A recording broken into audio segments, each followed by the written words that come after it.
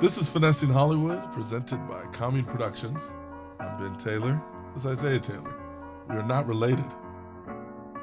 Welcome back to Crackheads in Hollywood. I feel like that's going to be the title. It's not bad. I wish there was something that was less epidemic-y.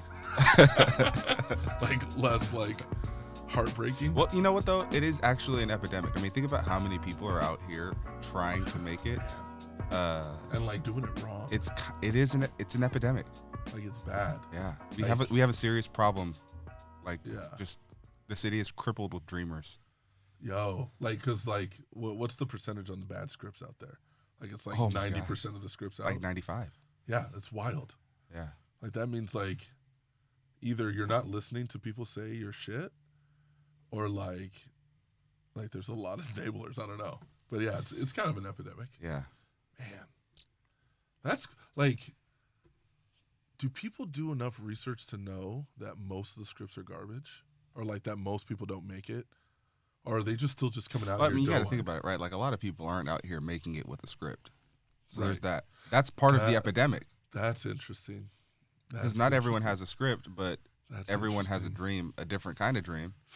Although, to be fair, I've met a lot of people who are sound engineers that are yeah, I wrote a script. And it's well... There are people that claim they've written scripts. Yeah. It's crazy. I find that people don't respect the other departments at all. Yeah. Oh, just write a script. Oh, I'll just star in it. Oh, I could just go and produce. Oh, yeah. I'll direct it. Yeah. It's you're a professional in your field. Yeah. You obsess over it, you study it, and you think that you could just step on over. Oh, I could write. How would it feel if I was just I could light this? Right. I can't. Crazy. I know I can't. I know better. I definitely encourage everyone to write or act or whatever it is that you want to try artistically and express yourself. But don't just think you could just do something. Yeah. I'm just gonna write. It's crazy. Wild. All right, what are we talking about today?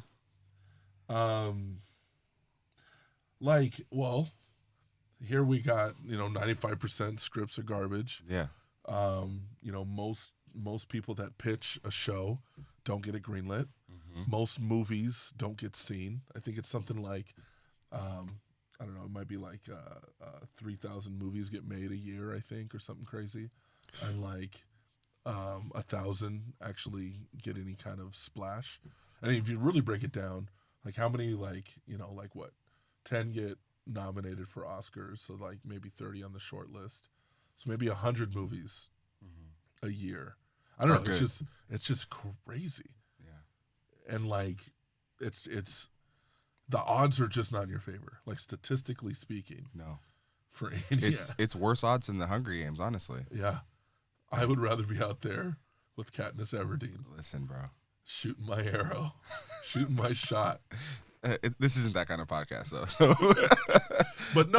So we're talking about how really difficult it is, what the odds are like, what we are doing strategically to navigate this freaking industry, knowing full well that the odds are not in our favor. Yeah. Well, I'm one of those dreamers with a script.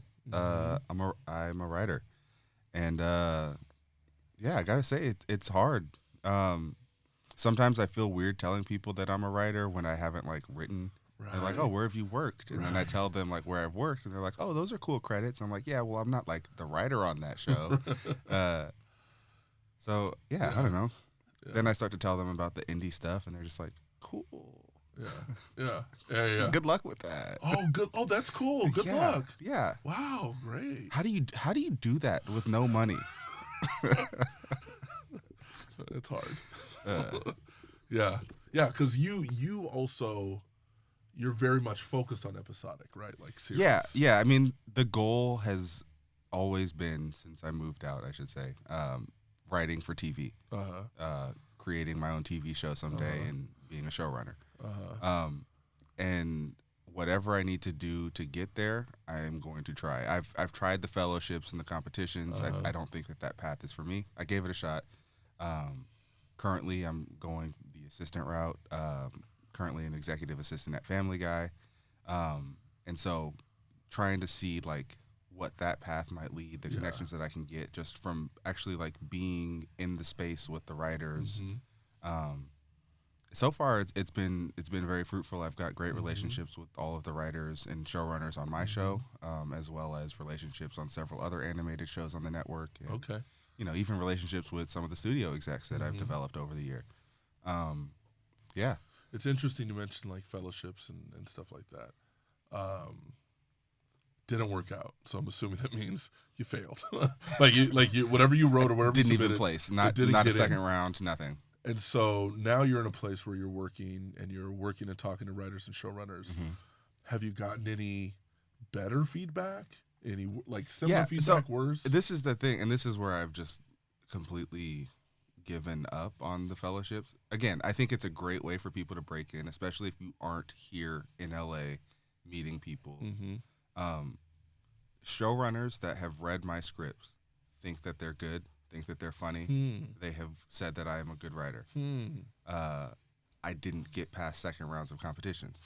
So whatever that means about the competition or the people reading, I can't judge because, maybe my style of humor, my proclivity for the N-word is just not for some readers. So, but I do know that just based off of those interactions, I like to think that, I'm a nice person to talk to. You agreed to do a podcast with me, so there's that. Like, I like to think that if I met someone and they got to know me as a person and they liked who I am, I think that my scripts are good enough to get me the job. That's interesting, man. That's really interesting. Because, I'm sure there's a lot of people that submitted to the same things that you did, didn't get in or didn't place or whatever it is, and gave up. Like, oh, well, that's the sign. Like, plus the odds and all that stuff. But here you are, you push through, and now you have showrunners that are at least saying, like, oh, no, your stuff's funny. That's an interesting. Because similarly, like, I've sent scripts over for script coverage. Right, which is a sneaky business. Pay to play. Where you pay someone to tell you if they like your script or not. And if you have a problem with the evaluation, you can challenge it, and then they'll give you a better score. Right. So, like, really, how good, And, so there's several, whatever. It's also one of those stupid things that if you happen to get good scores from the right coverage places, producers will read your script. Maybe, possibly, maybe not. But I've sent off for coverage before. Didn't really get great coverage on scripts. But there was this one company that I've been in talks with. I sent over scripts. They're looking for horror stuff. And not only did my scripts come back with good coverage from their readers, but like one of my first scripts that I've ever written, which in my opinion is like, no, there's no way. Like it's the first, like it can't be good. They're like, no, this one came back with the best notes. Like we're really interested in the script. I was just like, dang. How does that feel? Because I remember when I sent you my first pilot and you were just like, yeah, this isn't it.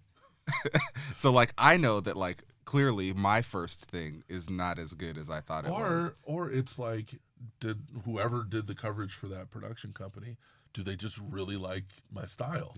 And they're just like, oh wow, this first one feels really raw. So what I'm hearing is you didn't relate to a black male protagonist struggling at a predominantly white institution. No. Well, first of all, because you do have a version of that script that I need you to finish. It's better. That I love. There is the interesting thing of like, out of the 10 people you mentioned that have read your script, right? Because it's not like you're talking about hundreds of people in the industry. Right. Out of the 10 people that have mentioned, you've had like 2 or 3 from Family Guy professionals that say, oh, I think you got what it takes. That's interesting. This whole, and everybody's like, it's all about like who you know, but it's also equally about like who knows you, right? And it's about the people who, trust you and trust your work. So one, I'm at work every day early, and I'm usually one of the last ones to leave, even though I live the furthest away. And they see me in the office, and I'm helpful, I'm there, and they're willing to offer me certain opportunities. And so they're also then rooting for me, right? Like they're hoping that when they say, send me your script, that it's not bad. And when it's good, they're even more excited, and they're even more excited to tell me that they enjoyed it. And I got to have a great conversation with my showrunner the other day, who was just like, I can't wait to read something else. Like, wow, that's crazy. And it's a great opportunity. I wouldn't get that just being on Twitter asking random people to read my script. I don't know. I feel like being in this job has definitely been very helpful, specifically with those writers. But then, just being out here, going to mixers and meeting more people, and you get to talk to other people who are working in the industry, other showrunners, other professional writers, and So how does that? I mean, I think there's like an obvious answer, but still, like, how does that help add up to next steps or big picture plans or whatever? Like the fact that you have not just showrunners that are enjoying your stuff, but even someone saying explicitly, "I can't wait to read more of your stuff." Yeah, I mean, like what would even be just the next immediate step? Maybe I think the next immediate step, even if it's not necessarily with Family Guy, would be being a writer's assistant in a room, specifically a comedy room, to just be present because you're in the room every day. You're probably being allowed to pitch jokes, but you're seeing them break story the whole time, right? Like right now in my position, I'm still technically sitting outside the room, and I interact with them during lunch or during breaks. But to be in the room with them even more every day, then they can see me. I can see their process even clearer. And then obviously, the goal is staffing. So, when the time comes, asking those showrunners or those, upper level writers who have read my scripts to offer up recommendations to other people, if I'm submitting to a show and say, you can talk to this showrunner because they've read my stuff and they think that I'm good, just having those people kind of in my back corner cheering me on and, What is it like with you with the feature stuff? Because indie producing is obviously a little bit different than like trying to produce a studio movie. Yeah. So we're not going places pitching. Like everything that you're writing for you with the intention of producing it. So yeah, and I guess even that is a little special. I had the privilege of moving to LA with not only a group of friends that I've known from college, but it also happens to be a skeleton crew. Yeah. And we were able to knock out productions, and we all lived together. Yeah. Right. I mean, that's where, the term Commune Productions come from. We called ourselves the Commune. Yeah. Because we lived together, we wrote together, and we produced together. So I've had the privilege of writing my features knowing that I can get it shot because I already have people that I know I can just call up for help. But I think even outside of that, I think everyone technically has that opportunity to kind of write something from the perspective of, here are my resources, here's my network, and here's what I have access to. Let me write a story around that. Because, technically I could be writing scripts and fighting to get meetings and pitch to studios and try to get something greenlit that way, get funding that way.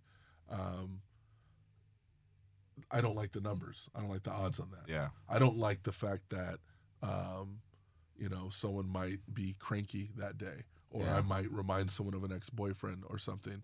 Like I don't like the odds of going into a room and hopefully you can help make my thing happen. Right. But yeah, that is the route. But definitely what I preferred, what we kind of talked about with Ivory and Gold is, sitting around with a bunch of friends, coming up with some ideas. What could we do? What can't we do? What's a great idea to work with that? And then just kind of writing within that. Electric Sleep, when I wrote that, in fact, I just mentioned that horror script that got high ratings. I wrote that first thinking that would be an accessible production for us to do. But unfortunately, I had to learn the lesson that writing exterior night for a movie is not great. Yeah, that's not good. And the entire movie is exterior night in the woods. Yeah. So like when I started doing pre-production, I'm like, so let me find a location where I can, where do I, and I just realized pretty quickly I didn't have money to my first production when I was making shorts out here was exterior night parking lot. Not a great time. It's a common mistake, and that's the crazy thing. It's like you're thinking cinematically. Yeah. You're thinking, oh, what would be cool, and it's just like, well, you gotta. Oh, and it takes the practice. So the second script was an Electric Sleep, and for those of you who've seen it, and those of you gonna see it, mostly takes place in a house. Yeah. And that's kind of what I was going for. I was going for Twilight Zone, Black Mirror vibes in a house. And I've learned a lot from it. Made some great mistakes, and a lot of those mistakes we fixed in the editing room, so you're not going to see those mistakes. Yeah. But yeah, so I'm now writing kind of knowing that I can do better, you know, 3 people in a house story, or whatever other locations I have access to. Yeah. And with that, it's like I want to get these projects made and then get them seen. And I'd love to get them seen in festivals. I'd love to get them seen by producers and production companies so they can ask if they can help on the next one, whatever it may be. But I write so it can be shot, and I'm doing that so that the projects can be seen, and hopefully that can, you know, lead on to the next thing. Yeah. I mean, so I talked a little bit about my relationship, the rocky relationship I have with fellowships and these competitions. But what does that look like for you? I mean, I know a lot of independent writers and filmmakers, they usually try to go through like the Sundance Labs or like South by. Yeah. Even Austin is a great place for independent filmmakers. Yeah. So I'm curious, like, what are some of the steps that you've kind of taken through that? Yeah. I avoided them. I never really submitted like you did. Because it kind of gives me a similar kind of lottery vibes. Sure. And even when I look at past fellowships or even projects that come out of some of those Sundance Labs, like I don't see things that represent me. Yeah. Or like, you know, my scenario. You know, it's and it's not something where I want to speak ill of that. Sure. There's a lot of like it's a great opportunity for some people. Oh man, I'm just not everyone. I'm so excited for Nia DaCosta, for example. Yeah. She was able to make a great project. Excited for the Ebo twins. The Ebo twins, like there's people that are able to jump in these things, make great stuff, and build a career, and huzzah, you know. Ryan Coogler the GOAT. Yeah, yes, but yeah, so I've kind of avoided them. I mean, one, having access to a crew, man, with equipment, and like being surrounded by people that know film better than me, or at least know elements of film better than me, where we all feel like we're supporting each other because we can hold our own weight. Right. I haven't really felt the need of going into labs if I know, like, hey, I write something that gets shot. Like that's, to me, that's almost all that I need. Unfortunately, I also need money, so that's the other thing I'm stunned at. Well, I mean, the other part of it, right, is like now we're in this phase in our careers where we're working, which is great, but we're also building relationships, whether it's, you know, with the people that we work with on our shows, or, you know, it's through, you know, these meetings that you've been having with distribution companies, some of the generals that I've been taking, you know, pre-strike around the industry. I think we've reached a point in our careers where we can at least start, you know, introducing ourselves to people so that as these projects start to roll out, you know, we have people who are interested in our success. But hopefully we're making the kinds of things that are attractive to their companies that could then bring money. So we're in the middle of this writer's strike. Looks like SAG is about to, they're interested in throwing up hands. Yeah. And DGA. I know it's hard to call it, but what do you think it's going to look like for new, like, writers and filmmakers after all this madness? Whatever that madness is, like, what do you, like, do you think it's going to be a similar process? Is it going to be better? Is it going to be worse? More jobs, less jobs? I think it'll be similar. I know the way that, like, TV shapes out, it's a lot of relationship-based, and writers are the ones that are hiring, as opposed to in features, like you're working for the studio. I mean, you are working for the studio a little bit, but like more so the showrunner is the one that's dealing with the studio, and then the showrunner is then leading this team of writers, and they're hiring the directors and they're hiring the crews to run this show.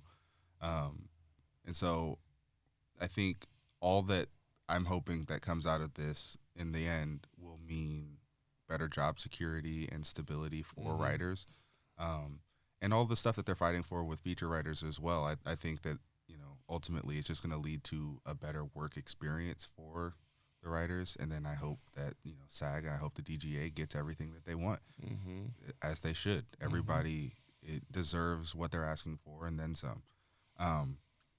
But yeah, I hope that going forward, once this is all resolved, um, I know that there's going to be a cutback in programming, but ultimately, I do think that yeah, the opportunities are out there.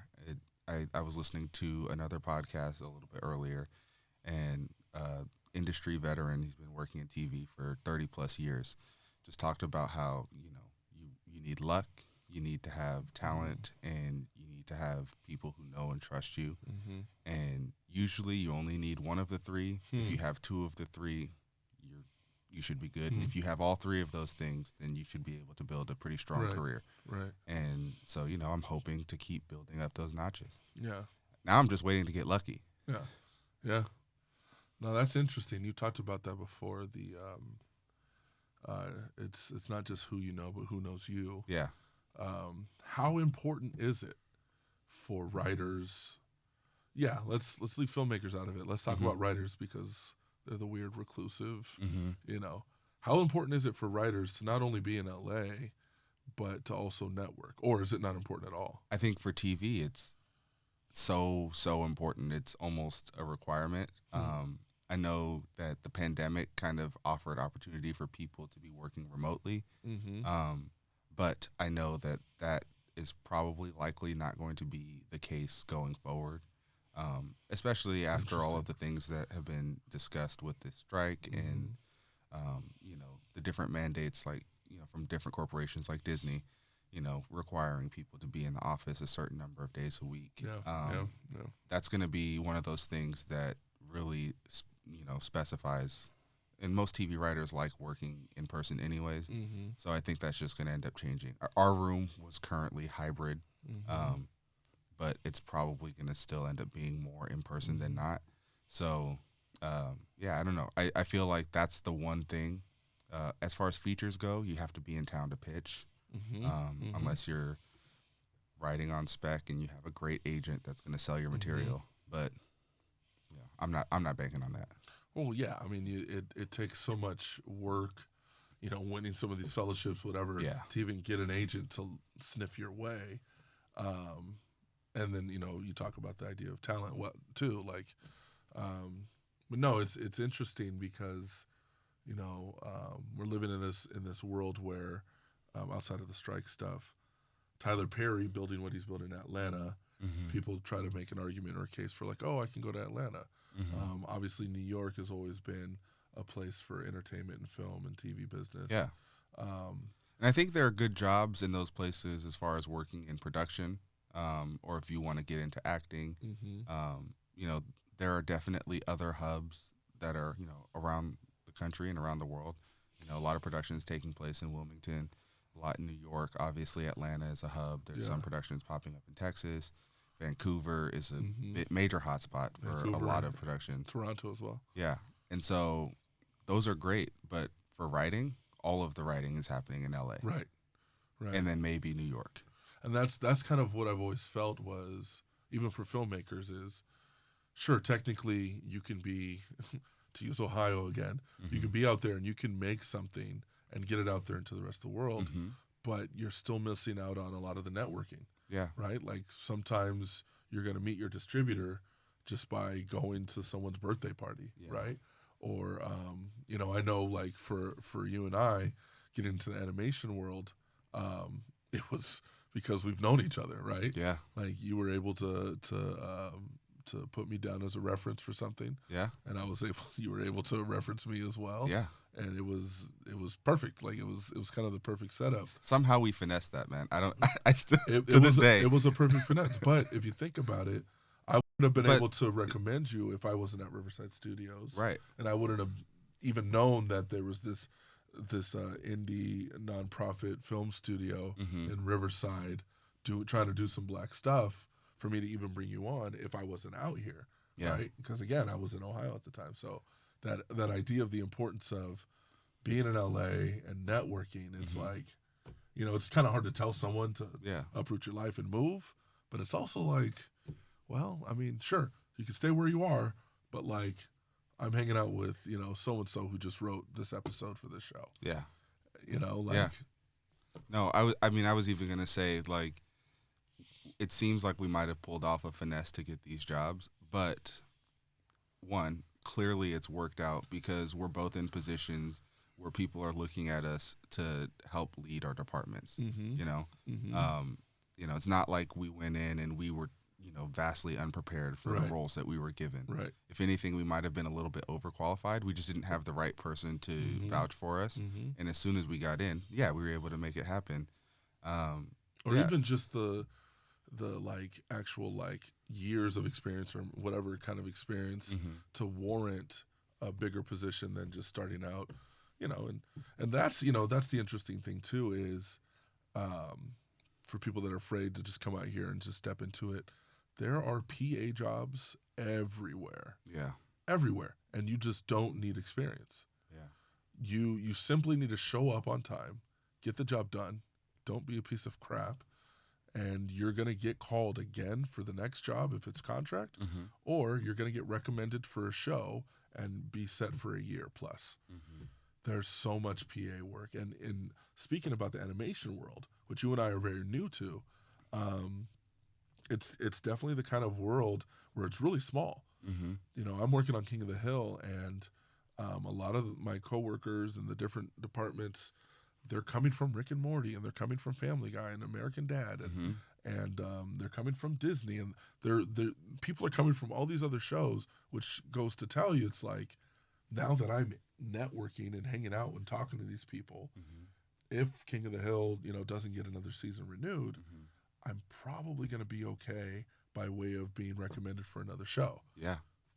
And and that's just how it works. That's just how it works. People can build long, healthy, sustainable careers working in animation. Yeah, and it's again without having to be animators. Without having to draw. You're going. I just wish there was a knowledge of this because there's work out here. Yeah. There's because no one wants to stay as a PA. That's the beautiful thing. Yeah. It's not the kind of job that people are stingy with. It's the job that everyone wants to get started on, but they want to leave as soon as possible. So there's always a new PA position. Yeah. And you can really kind of find a lifelong career that way. Yeah. You do realize that by recommending people come to start working in animation, we're just creating another epidemic of crackheads. I mean, if they're already out here looking for podcasts like this, clearly you're already looking for that hit, baby. Daddy needs another trip. I think that's a good place to cut. Man, we're getting into some good stuff. I wish we had callers so we can answer direct questions. I'm not ready for the pressure of callers. No. I feel like no. I can barely stand to have someone standing behind the camera right now. It's a lot of pressure. I really want to talk about